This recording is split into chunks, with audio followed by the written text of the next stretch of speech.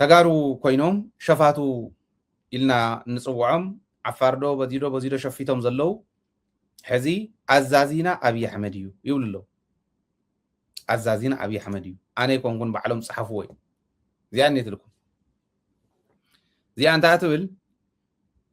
እታ ብቀይሕ ተሰሚራታ እኒኣ ቁርፅኻ ክነግረካ ኣብ ማሕበራዊ ሚድያ ዝኒሄ ዕብደት እውን ብዘለኹም ኣብኡ እናሃለኹም ክትርእይዎ ትኽእሉ ኢኹም ቁርፅኻ ክነግረካ ጻድቃን ይኹን ወደን ጥሩ ኣይኮነን እንታይ ኢሎም እንድሕር ካብቱ ድልየትና ህና እንተወፅዮም ኣዘዝትና ኣይኮኑን ጻድቃነ ይእዝዘና ወደን ጥሩ ይእዝዘና ዝእዝዘና ብርሃኑ ጁላ እዩ ኣዛዚና ብርሃኑ ጁላ ይበሃል ፊልድ ማርሻል ብርሃኑ ጁላ ይበሃል ሓደ ኸደ ካልእ መፀ ኣይጣጥየናን ንሕና 4 ኪሎ ዘሎ ብልጽግና ኣሎ ንሕና ንነብር ብልጽግና እስካዕ ዘየለ ንሕና ይነብርን ስለዚ ዋና ኣዛዚና ብልጽግና እዩ ቃል ብቃል እዩ ዘንብቦ ዘለኹ ኣብኣ እኒትልኩም ፍታ ቀያሕ ተሰሚራታ እኒኣ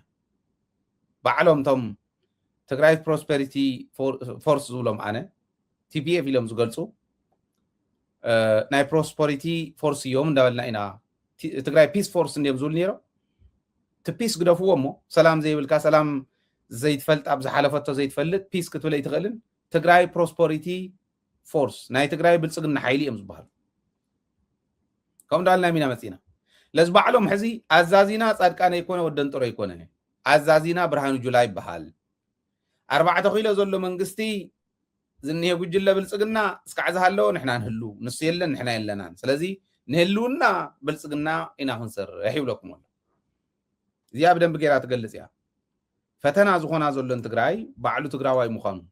ከም ሸፈቱ ሸፋቱ በልዎም ንብለኩም ነዚ ሽፍታ እዩ ሸፋቱ እዚኣ ይብልና ኣሎ መማዓሲና እዩ ንሕናስ እዚኣቶም ናይ ብልጽግና ሓይሊ እዮም ትግራይ ፕሮስፐሪቲ ፎርስ እዮም ዝበሃሉ ክብል ከለኹ ሃይለኮ ከምኡ ስለ ዝኾኑ እዩ ቃል ብቃል እዩ ኣዛዚና ብርሃኑ ጁላ እዩ ኣብይ ኣሕመድ እስካዕ ዝሃለዎ ንሃሉ እስካዕ ዝሃለዎ ክንህሉ ኢና እንተዘይሃሊ ጥራሕ ኢና ዘይንህሉ ስለዚ ናይ ኣብይ ኣሕመድ ወንበር ሓለውቲ ኢና ሓሻኽር ኢና ማለት እዩ ዘይብልኩም ኣለዉ ሓቀይ እዚኦም እዮም ቶም ዕንቅፋት በዓል ጌታቸው እዮም ቶም ዕንቅፋት በዓል ጻድቃን እዮም ቶም ዕንቅፋት በዓል ሳሙራ እዮም ቶም ዕንቅፋት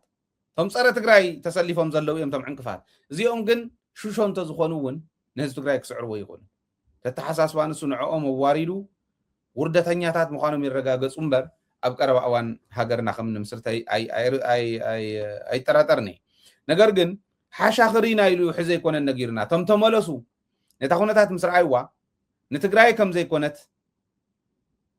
ሓሻኽር ብልጽግና ኮይኖም ይሰርሑ ከም ዘለዉ ምስ ተገንዘቡ ንዓዶም ዝተመለሱ ቆልዑ ዝተመለሱ መናእሰይ ኣለዉ ከይዶም ዝነበሩ ሸፊቶም ዝነበሩ ድሓር ግን ናብታ ዝነበርዋ ቲዲኤፍ ብሰላም ክንምለስ እዩ ዘለና ኢሎም ተመለሱ ነጊሮምና ኣቦይ ዝበሃል መን እዩ ንጉስ ገብረ ጨርቆስ ነጊሩና ንሕና ሓሻኽር ኢና ናይ ብልጽግና ሓሻኽር ኢና ኢሎምና ቃል ብቃል ኢሎምና ይብል ንጉስ ዝብለና ነበረስ ሓንቲኛ ኩሉ ግዜ ብጣዕሚ ተግብኒ ማለት እዩ ኣቶም ሰባት ሕልኽልኽ ትብሉ ኣለኹም ኣብ ማእኸል ኣትኹም ንፈልጠኩም ኢና ግዜ በዓላ ሓልያ ክተውፀኩም እያ ታትደዋውልዋ ዘለኹም እውን ኣብ ቆጥቋጥ ኮይንኩም ንፈልጥ ኢና ማን ምስ መን ከም ዝራኸብ ምዝዝ ዘቢና ክነውፀኩም ኢና ኢስራ ንዓክልና ፀሪና ትኸይድና እዛ ነገር እኒኣ ሓንቲ ናይ ኣቦይስ ብጣዕሚ እዩ ዝገርመኒ እና እዚኣ እኒኣ ሓንቲ ማለት ስለዚ ያው ራሕራሕኩም መመትኩም ማለት እዩ ስለዚ በቃ ሕና ስለዘይነበረ ዘይኣመና ኣልዩ ሓደ ናይ ፊክ ሰራዊት ይኮና ሓና ንህዝቢ ትግራይ እምበር ህዝቢ ትግራይ ምስ ኮይኑ ንትግራይ ክወቅዕ ሓይሊ ዝስለፍ ሓይሊ ዝህልውና ይመስለኒ እርግፀኛ እየ ተኸተለና ሓይሊ ይኽእል ዳዚ ትናቱ መተሓሳሰቡ ግን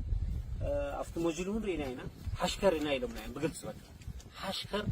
ናይ ፒፖ ኮይና ሓሽከር ናይ ብልጽግና ኮይና ኢና ክንቅፅል ዘለና ንምንታይ ሓናስ ለቀይሕ ሓደ ይኮነን ኣሕና ለውጢ እንደሊልና ኢና መጀመርያ ኸይድና ነርና ለውጢ ግን ስኢልካ ናይ ግለሰባት ናይ ቲክቶከራት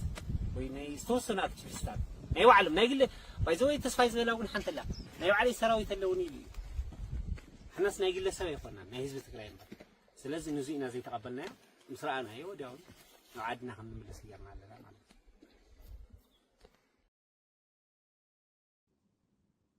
ኣነ ኮንኩ ዝዛረብ ዘለኹ بعلم تمريهم ما زموسيهم زنقرهم زلوا ريهم ما حشاخرينا إلهم من بقلص إلهم من موجليهم زول زلوا حشاخر تحشكيرهم نخولعو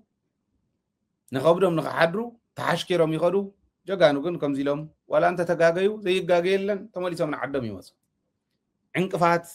ويمسارحي نيتعنتو يزول كونا يسأل أخوان زخول زيهم زيهم ونس ألاتي إلنا خنفل يوم كن كللن دفيرنا تخكليهم تجاريهم تمدي سابانيو سألا أنت خوين سألاي سأرت جراي أنت خوين سأرت جراي زي عيلنا مسن نفلي بتخكل سألاتنا فلينا مسن ريوم مسن نقط ملهم إيه تعاوت سخمت زغ إلزبل بدن بخن حسكن كلا لناي